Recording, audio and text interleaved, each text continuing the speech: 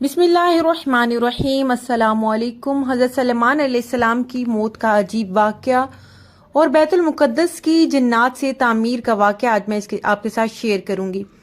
اس واقعے میں بہت سی ہدایات ہیں، مثلا یہ کہ حضرت سلیمان علیہ السلام جن کو ایسی بے مثل حکومت و سلطنت حاصل تھی کہ صرف ساری دنیا پر ہی نہیں بلکہ جنات، طیور اور ہوا پر بھی ان کی حکومت تھی، مگر ان سب سامانوں کے باوجود موت سے ان کو بھی نجات نہ تھی، اور یہ کہ موت تو مقررہ وقت پر آنی تھی۔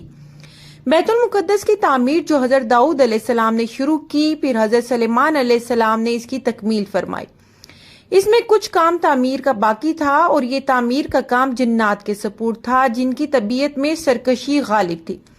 حضرت سلیمان علیہ السلام کے خوف سے جنات کام کرتے تھے، ان کی وفات کا جنات کو علم ہو جائے تو فوراً کام چھوڑ بیٹھے اور تعمیر رہ جاتی۔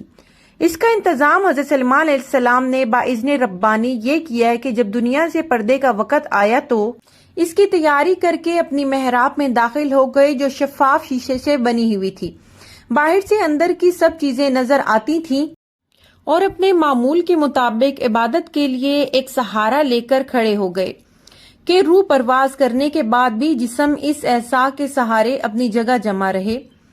حضرت سلیمان علیہ السلام کی روح وقت مقررہ پر قبض کر لی گئی، مگر وہ اپنے عصا کے سہارے اپنی جگہ جمے رہے۔ باہر سے ایسے نظر آتے کہ عبادت میں مشغول ہیں۔ جنات کی یہ مجال نہ تھی کہ پاس آ کر دیکھ سکتے۔